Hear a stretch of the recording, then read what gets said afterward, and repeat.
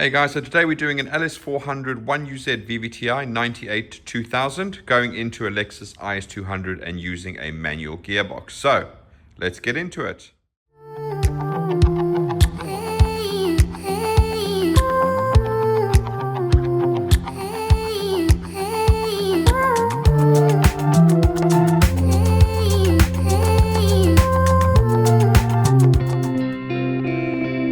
Right, so as I said, it's an LS400 1UZ VVT-i from a 98 2000 model. It is going into an IS200. It's going to be plug and play, and this customer is using a J160 manual 6-speed gearbox that came out of the IS200. Right, so first of all, you'll notice this is what we call an adapted harness, so it's not brand new. We've basically taken an old existing 1UZ VVT-i harness from the customer. We have obviously completely stripped it down, removed everything that needed to be removed, specifically like the automatic gearbox wiring. We've added in a bunch of stuff to make it plug and play, so there's a lot of stuff that's missing out of the engine harness. And then obviously we wrap it all back up again to make it look nice. So first thing we're going to do is let's cut to a couple of photos to show you exactly what goes into that process to make one of these engine harnesses.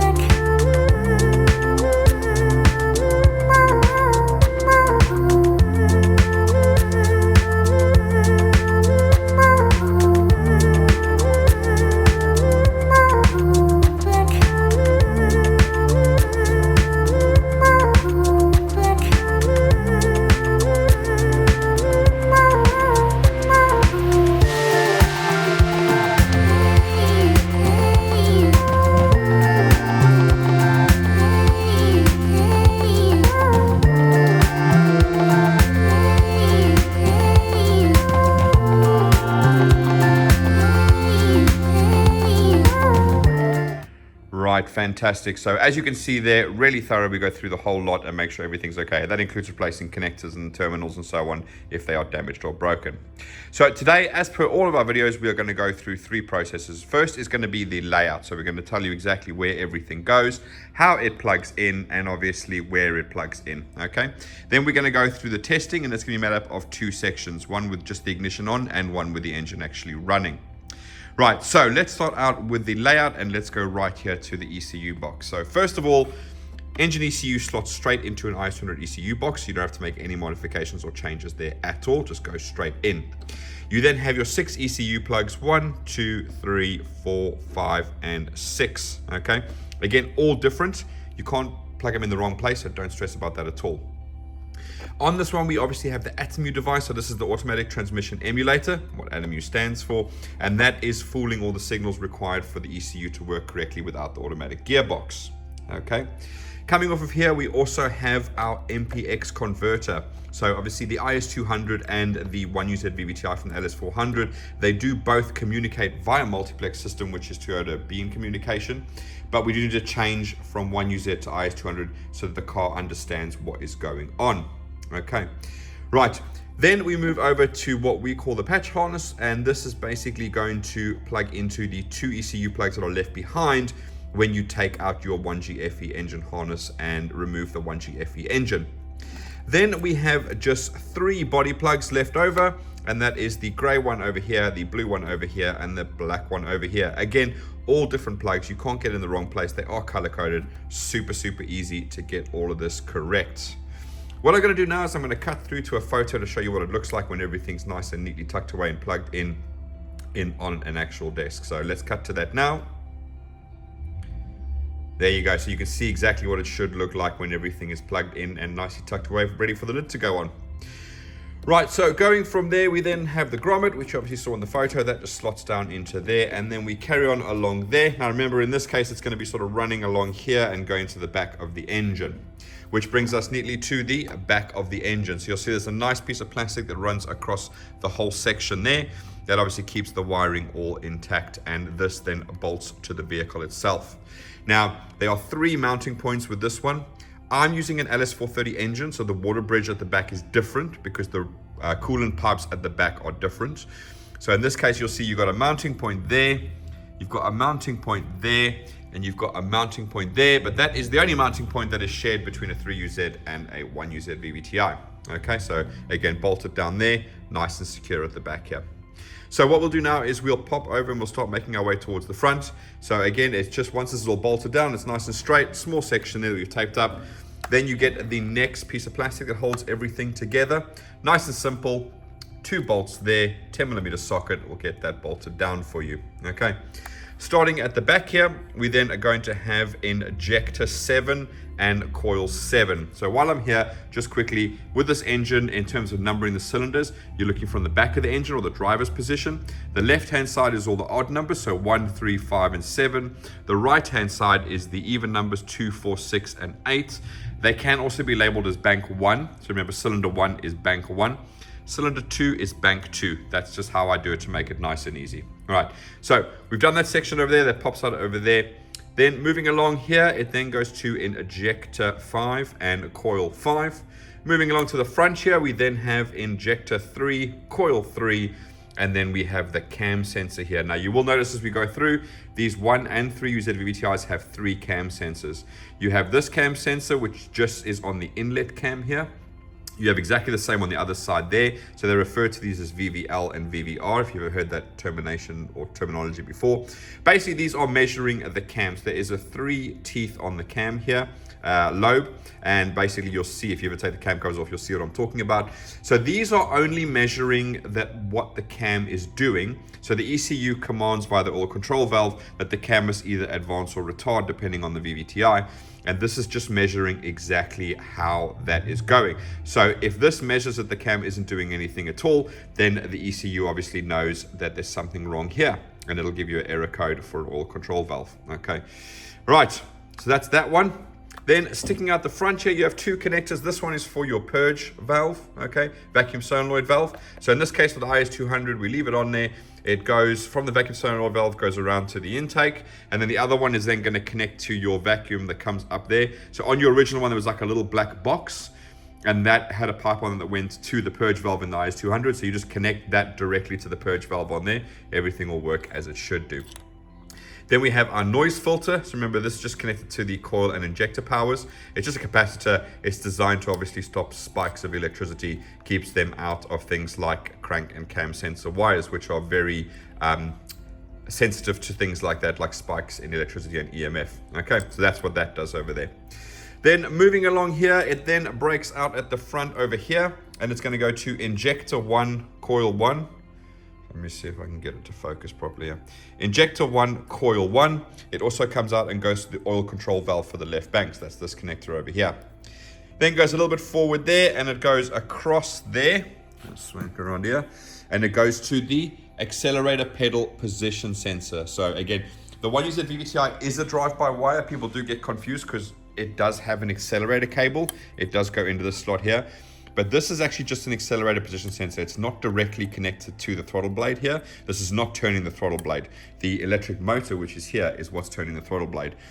But because it was an early system, if you notice here, I get to a stopping point there. And then obviously if I go further,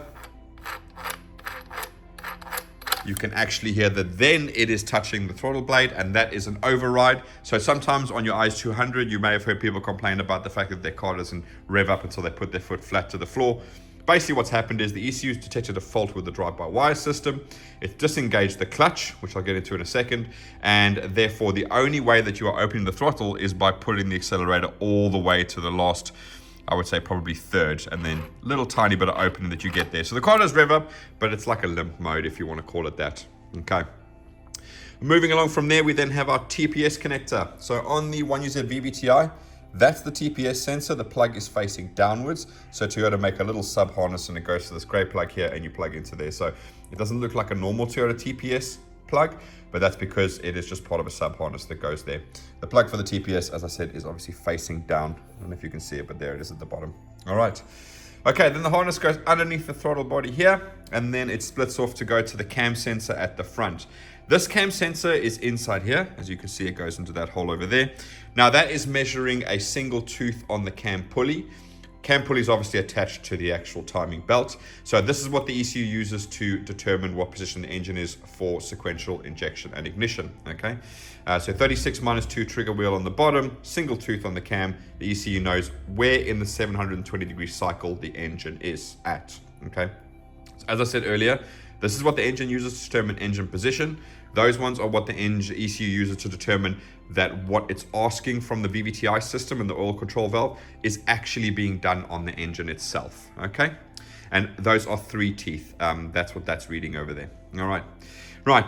Then also coming up here, we have our drive-by-wire plug. So 4 wires, because as I said, this is what they call a clutch system. So effectively 2 wires are controlling the stepper motor in there, and 2 wires are controlling the clutch. So again, for safety, because this was their first go into drive-by-wire, there is a mechanical clutch in here that can disengage the motor from the throttle blade entirely.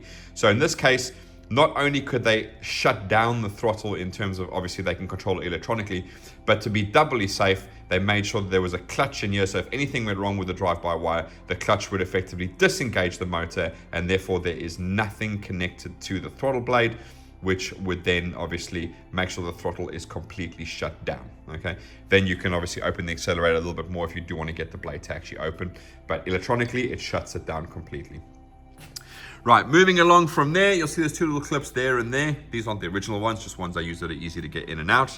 But it comes down to here, and then it breaks out here, and this is the first of the sections that we have added in, okay? So because it's plug and play and we have control over things like the AC, we have the AC plug on here, so that is ready to plug into the AC pump and work if you so require. If not, you can just tuck it away behind there because your AC pump would normally be here, okay? Then next up, again, a new section that we built is the oil pressure switch. So again, all labeled up for you guys. And again, on the LS400 1UZ VVT-i, the oil filter housing is not like this. It does actually go towards the back.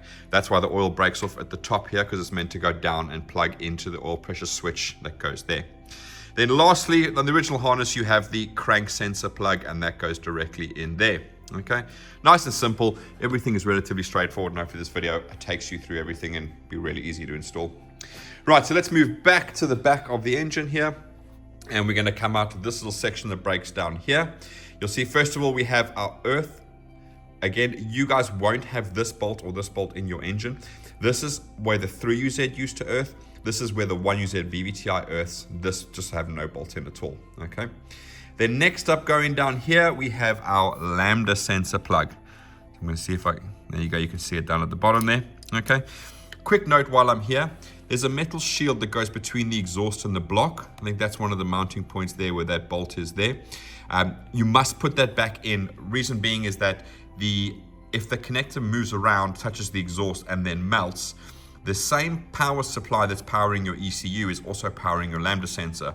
So if the connector melts, the ground and the 12 volts touch, you are effectively going to then turn off power to the ECU, and then your car will stop, and sometimes it can be a real pain to figure out what is causing the problem there. Okay, so please guys, make sure you put that metal shield in there, and the connector goes behind the metal shield, so between the block and the metal shield there. Okay, right. Next up is going to be your gearbox harness. So again, this is something that we put into the harness because it is going manual. We make it unpluggable, so again, you can change gearboxes and you don't have to worry about making any alterations to the harness itself. In this case, they're using a J160, so you can see here we've got their reverse connector and their speed connector over there as well, so that is there. But if the customer ever wanted to change to like an R154 or a BMW gearbox, we can just unplug this one and make a harness specifically for the new gearbox that they want to use. Just a quick tip for you guys, with the IS200s manuals, if you are changing to something like a BMW gearbox where there's no speed signal from the gearbox, there is a workaround. Basically, you can take the speed signal from the ABS ECU up to the cluster and you can get vehicle speed. Now, the IS200 autos already use that. It's just the manuals that actually have the wiring for the speed sensor going directly to the cluster. So again, don't fret if you have a gearbox or want to use a gearbox that doesn't have a speed signal. It is easily overcome. Okay. Right, moving along to there, we then obviously have this plug that goes up at the top, and this is going down to the harness that goes underneath. So what I'm going to do is cut to a photo now so you can see what that looks like. So there you can see that is the overall picture of the harness. That is made up of the starter solenoid connector, so you should be looking at that now. Then it's going to go to knock 1, which is labeled there knock 1, and knock 2, which again is labeled knock 2. Right, so you can see in this case, I think there was broken wires on the knock sensors where they were brittle, so we obviously took that apart, so we had the ability to then just put some heat shrink over and a label so that you guys can clearly see exactly where it goes.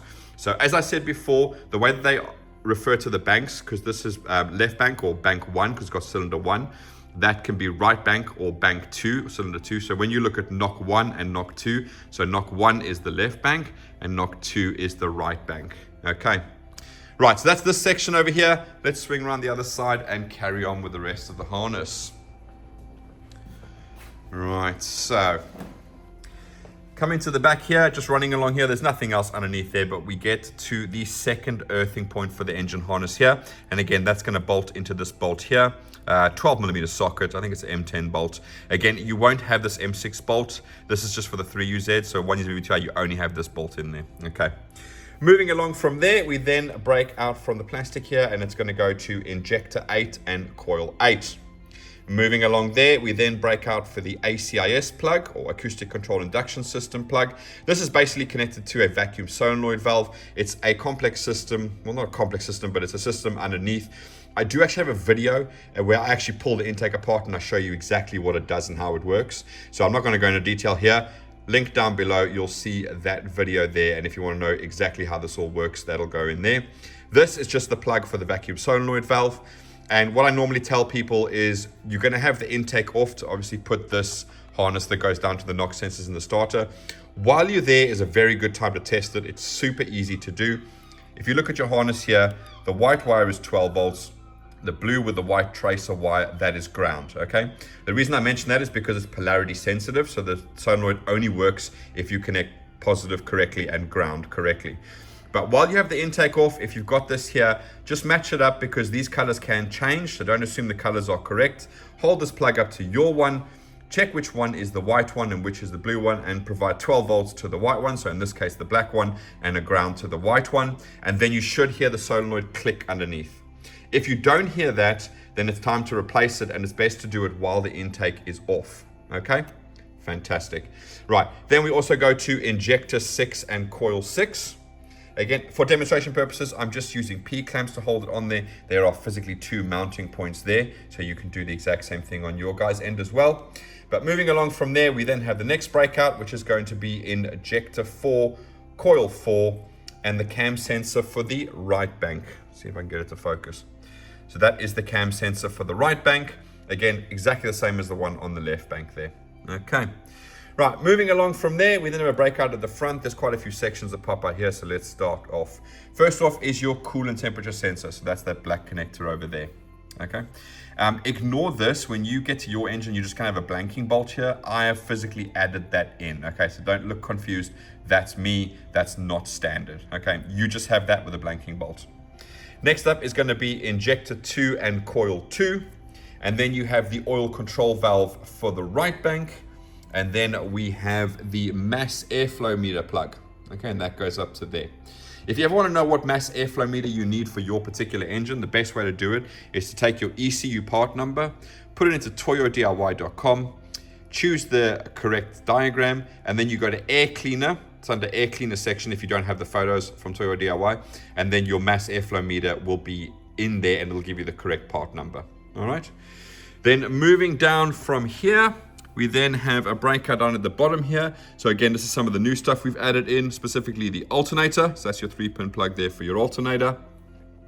And again, the oil level sensor. So on an LS400, and when you're doing an IS200 or 300 or Altezza swap, you can't use this sump like an LS430. You have to have the front sump. So the oil level sensor is down here, hence the reason why that plug is over there. And lastly, you've got your Lambda sensor plug there.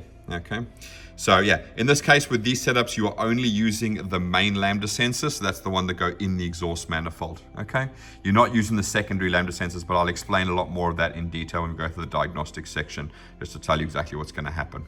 Okay, but that is the entire engine harness. It's really simple to add on. Obviously, much easier on a stand before you put it into the vehicle. It's easily able to do that, so it's not a problem there at all.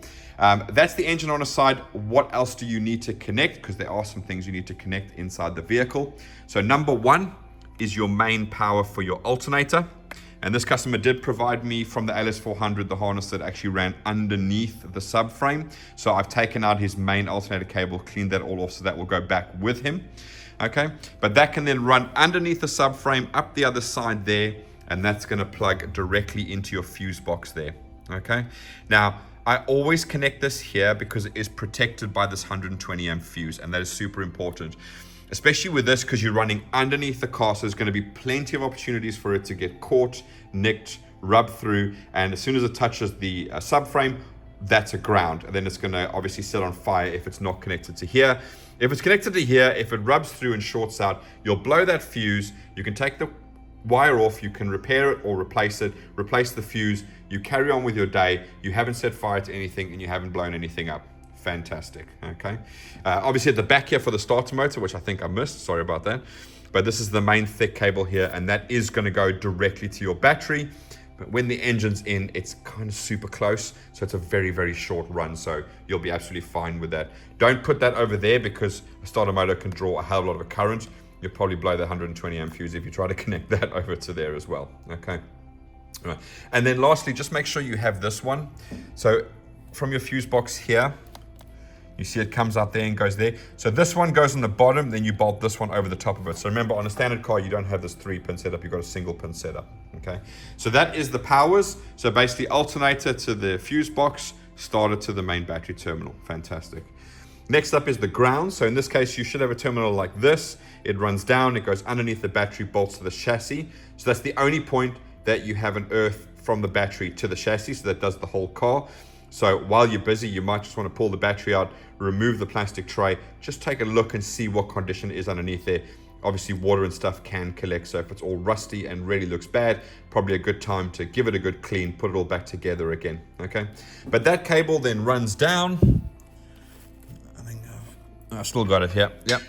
That cable then runs down there, and then you bolt that to the cylinder block, either on the engine mount or down towards the back here, wherever you like, as long as it's bolted to the block.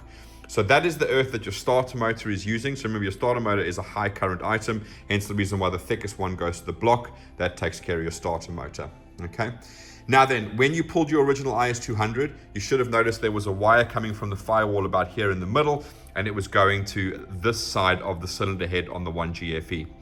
If you can retain that, you can basically take it from the same spot and just take it to the cylinder head there, and you can earth it there, okay? So that'll then give a nice decent earth for the engine harness, because remember the engine harness is earthed on the cylinder heads there and there.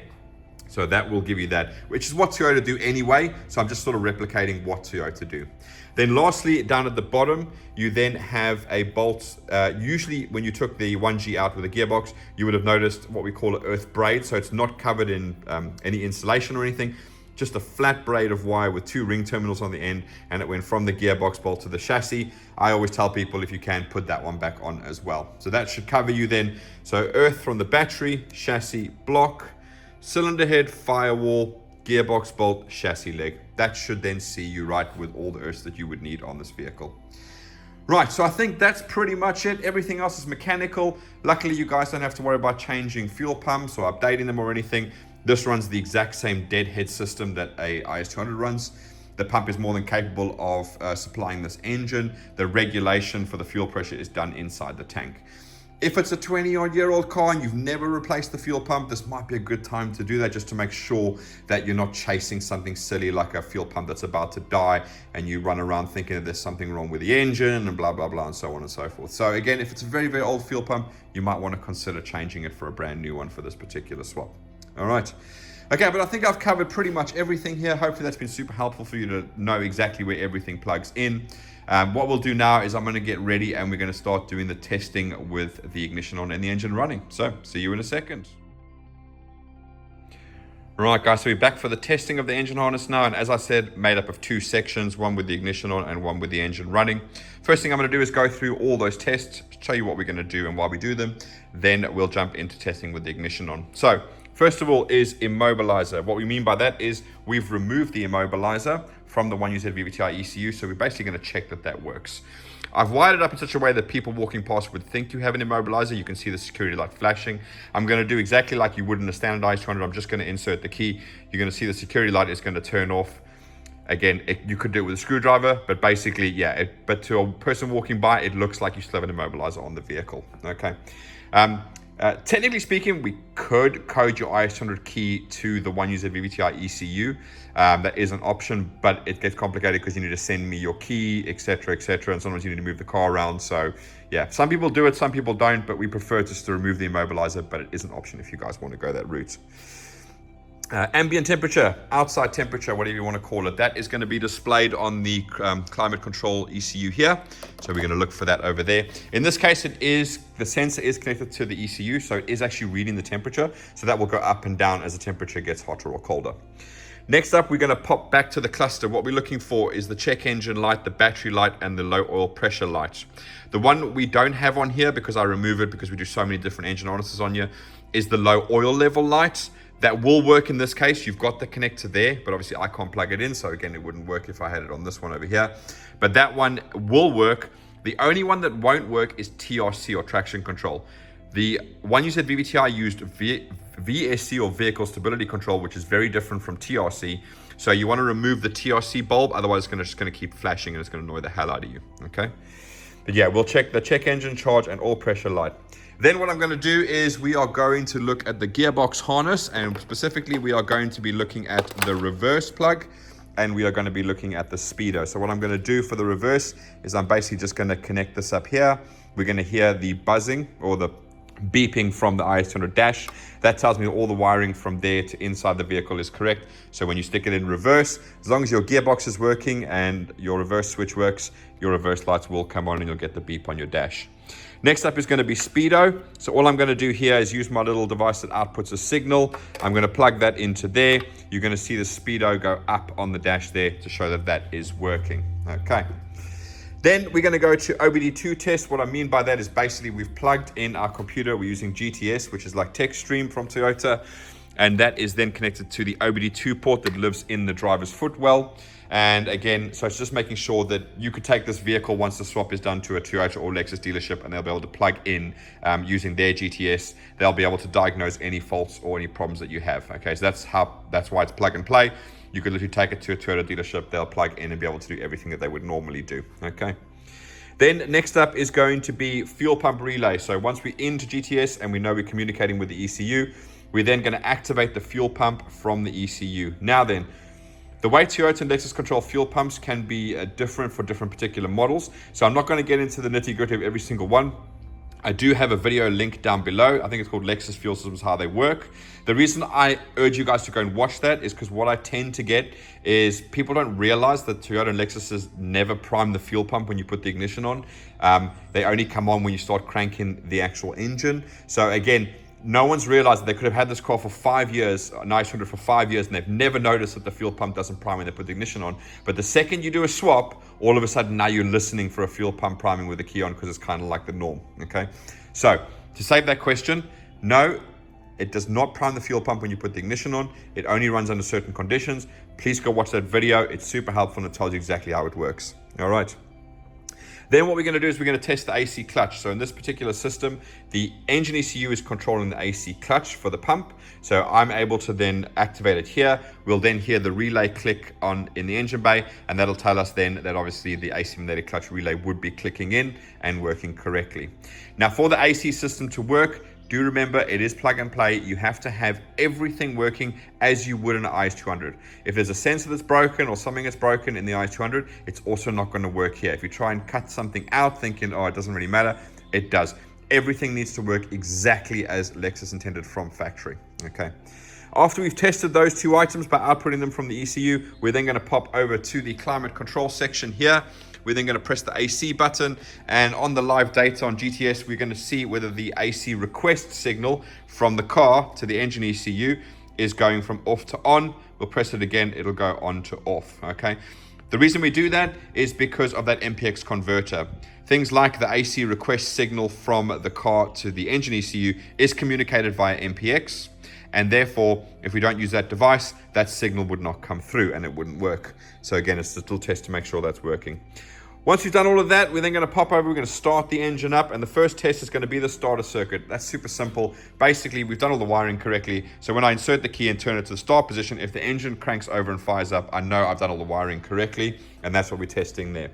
ACIS, obviously we've been through the ACIS system, you hopefully watched the video, but all we're looking for is this valve to go like this. Okay, so that is that. Then next up is drive-by-wire test. So as I said, because the drive-by-wire is just this first section over here, we're not going to rev it like crazy. We're just going to rev it up like that. If the engine revs up, we know the drive-by-wire is working as it should. Oil control valve test. Basically what we're going to do is plug in a GTS. We're going to test both the oil control solenoids for the left and the right bank. When I do that, the engine runs really lumpy. If you take a pause on the screen, it actually shows you when I do the test exactly what it does. Then we're going to do injectors and coils. So what I've basically done here is I haven't pushed all of these injectors and actually clicked them in. They're kind of just resting snugly on there. So while the engine's running, what I'm going to do is it should be running nice and smooth. I'm going to unplug each injector one by one, and then you're going to hear them misfire, and as I plug it in, stop misfiring, okay? So that's telling me that every single cylinder is firing as it should do, okay? Next up, we're going to come back to the tacho. I'll try and lean over, give it a bit of a rev so you can see the tacho going up and down, so tacho, rev counter, whatever you call it. Then the coolant temperature. So what we'll do is, before we come to starting it over here, I'm going to make sure the engine, I try and get it to like 40 degrees, because that's when the needle starts moving on the temperature gauge. And then by the time we've done all of these tests, hopefully it's added like sort of 10, 20, 30 degrees. And then we'll make sure that that needle has gone from maybe on the bottom line there to sort of, you know, a quarter of the way up. I just want to see that it is actually going up. Obviously in the background, I get the engine up to fully operating temperature to make sure that the gauge does work, etc. But yeah, just so you guys can see it is actually going up as the temperature, coolant temperature goes up. Then lastly, we'll kill the engine and we'll do diagnostics. So what I mean by that is I'm going to show you how you can do diagnostics, little tips and tricks that you guys can use for doing diagnostics, okay? Right, so without further ado, let's jump into the testing, with the first one being the immobilizer. So as I said, it's basically going to imitate how it would work in an IS200. You don't actually need to turn the ignition on. So basically, once you insert the key, you probably heard the relay there click, but basically what happens is there's a wire here that goes to the engine ECU that activates the EFI relay, which then powers up the antenna, which would then read the key if the immobilizer wasn't removed, and then it would cause the security light to turn off. But in this case, it turns off.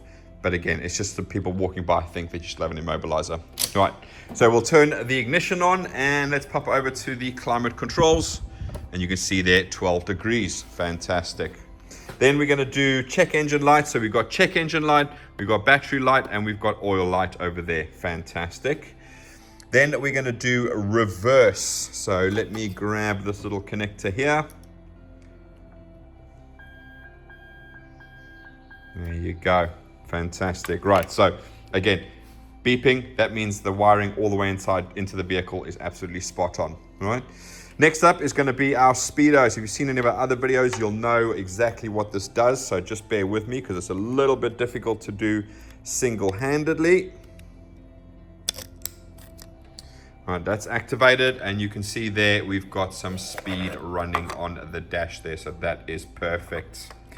and just unplug it there and go from there. Little tip for you guys. If you get this all back, plug it all in, get everything running, you go for the first drive and you don't have a speed signal, what you can do, like a quick easy test to determine whether the problem's with the gearbox or whether it's with the sensor or the wiring, get a mate to jump inside the car, turn the ignition on. If you jump underneath safely, unbolt the speed sensor, leave it connected to the plug, take a drill and just put a piece of tape to the gear, like tape the drill head and the gear around, and tell your mate who's sitting in the car, you spin the drill and see if he gets a speed, okay? If the speedo on the car is going up when he does that, when you spin the drill, then I can tell you that the sensor and the wiring is all fine 100%. Then the problem is with the gearbox. If you don't get any speed when doing that, then there's definitely a problem with either the speed sensor or the wiring.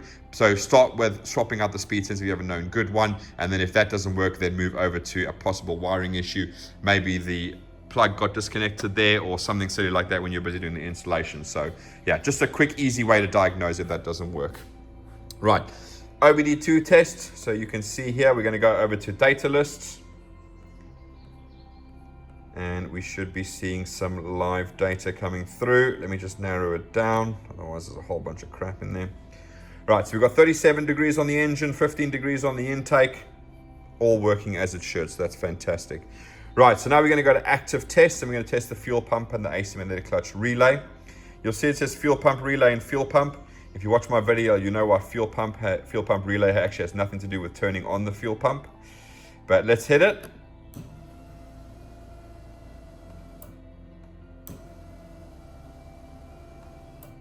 Right, hopefully you can hear that, but yeah, the fuel pump's kicking on as soon as I activate the test.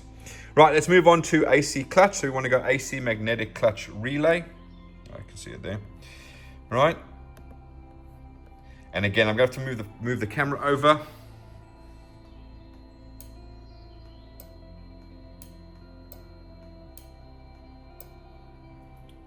Right, fantastic. Hopefully you heard that. But yeah, the magnetic clutch relay is clicking exactly as we would expect to. Right, we're going to go back to data list now because we want to see the AC request signal. So again, let's get rid of the mountains of data, get just what we need. Right, so again, we're looking for AC signal is currently in the off position. We're going to press that button.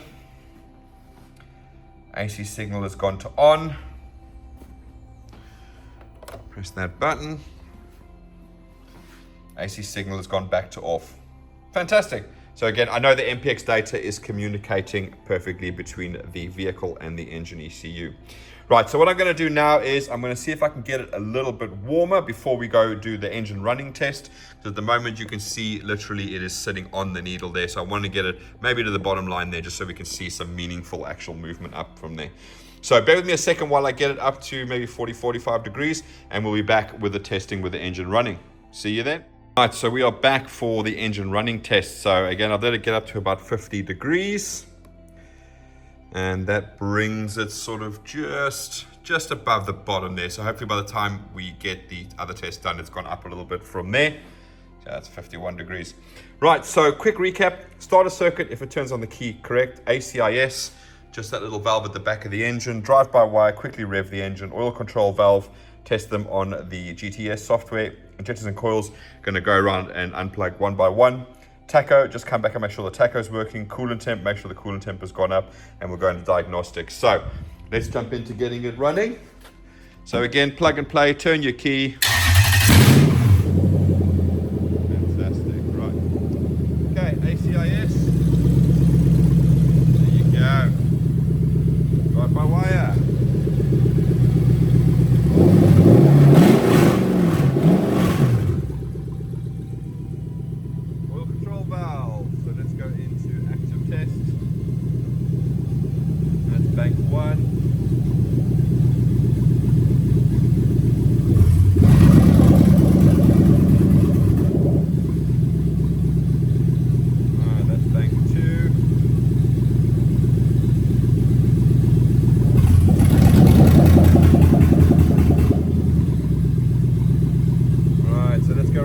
Injectors and coils. So let's start on this end over here. So injector 8,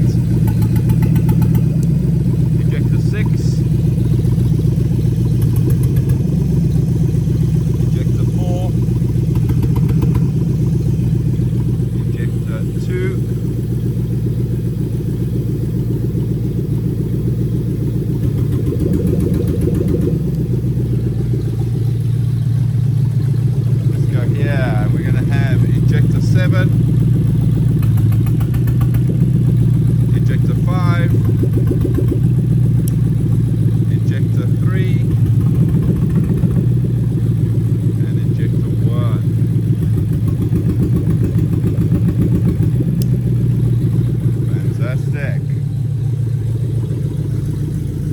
Right, so ejector coils, let's do tacho. So you can see on the live data.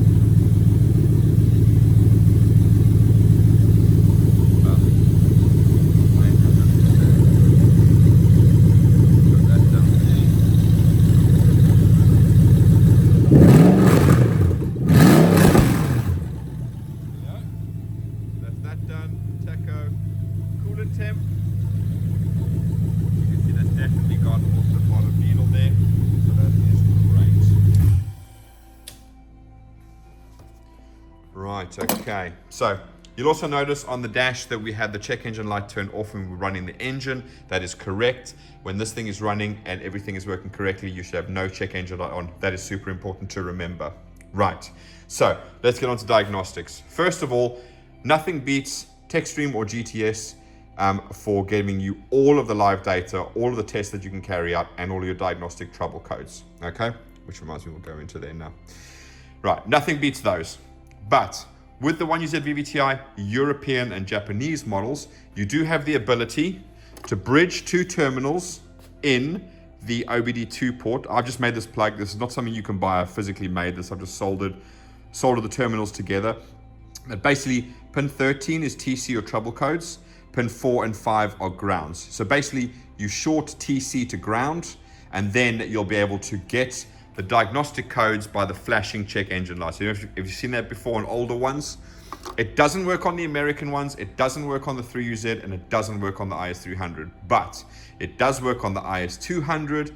I'm pretty sure it works on the GS300, but maybe just the 98 to 2000 model.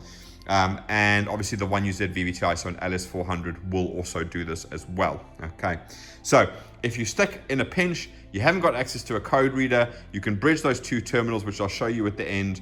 Basically puts this into diagnostic mode. You'll get the check engine light flashing and you'll be able to read codes. Okay, right, so for this particular setup, there's 5 codes that you're always going to have. Number 1, obviously they don't affect the way the engine runs. As you can see, we don't have a check engine light on when the engine is running, so we don't bother with removing these ones because it would be more expensive to do so, but they are oxygen sensor bank 1 sensor 2, so the one that goes after the catalytic converter.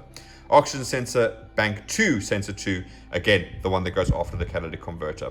For some weird reason on the European LS400 1UZ VVT-i, these codes come up, but they do not cause a check engine light and they do not affect the way that the engine runs. Happy days for us. Okay, this one is related to gearbox. It's SLU, SLT, and SLN shift solenoids. Again, the Atomy was taking care of the signals that are required to make the ECU run correctly.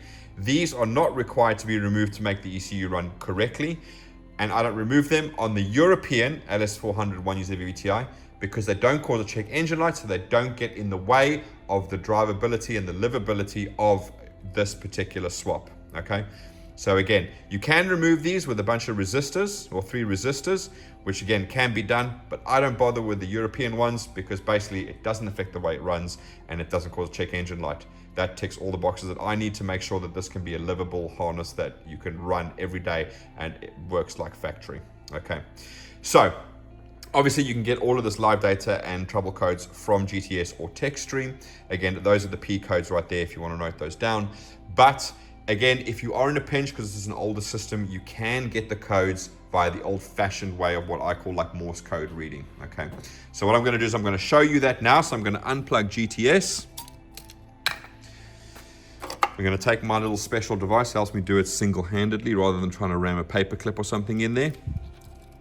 But as I do that, I don't know if you can hear, but obviously the actual throttle starts making a weird noise. But there the light starts flashing 1, 2, 1, 2, 3, 4, 5, 6, 7, 27.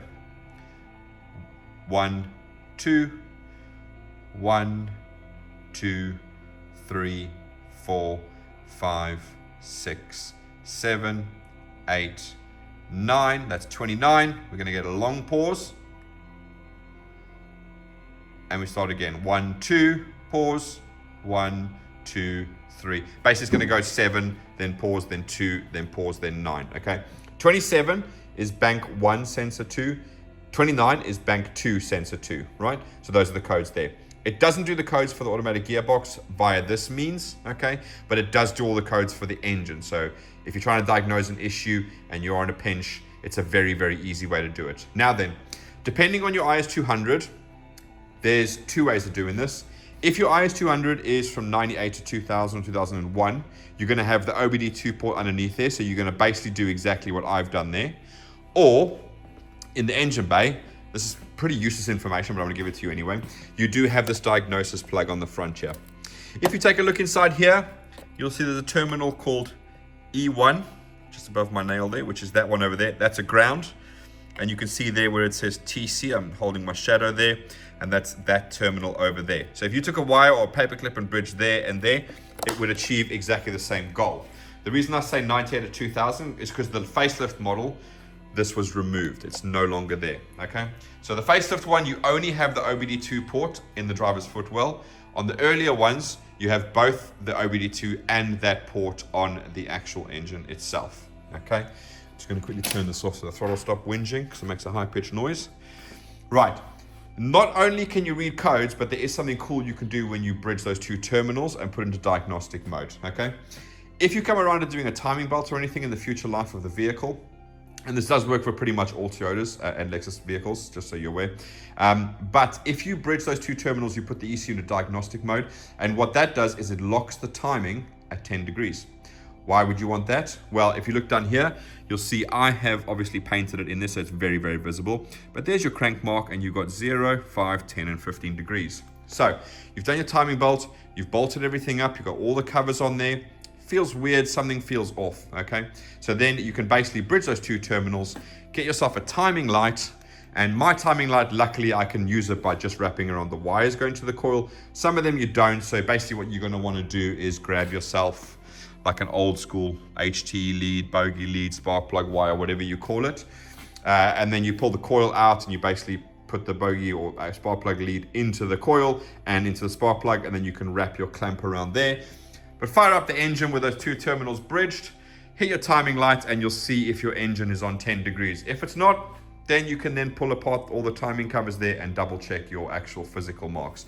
But it's a nice, quick, easy way to do it without having to remove all of these covers, because obviously the physical marks are buried underneath all these covers, okay? Which brings me on to my next point, which is why it's super important. If you do this, make sure you remove it, because if you don't, you're going to lock your engine at 10 degrees of timing and it's going to feel like it's got no power whatsoever. Okay? Right. So I think that's pretty much it. Everything is working 100% as expected. Everything is hunky-dory. So we'll get this off and get it off to the customer so he can get it in his car. Okay? If you guys have any questions, please feel free to comment down below. I try and get them as much as I can. If there are interesting questions that pop up, I'll usually try and do a much shorter video, like just focusing on that particular point. So do feel free to ask away there. But anyway else, thanks for watching, guys. See you again soon. Bye-bye.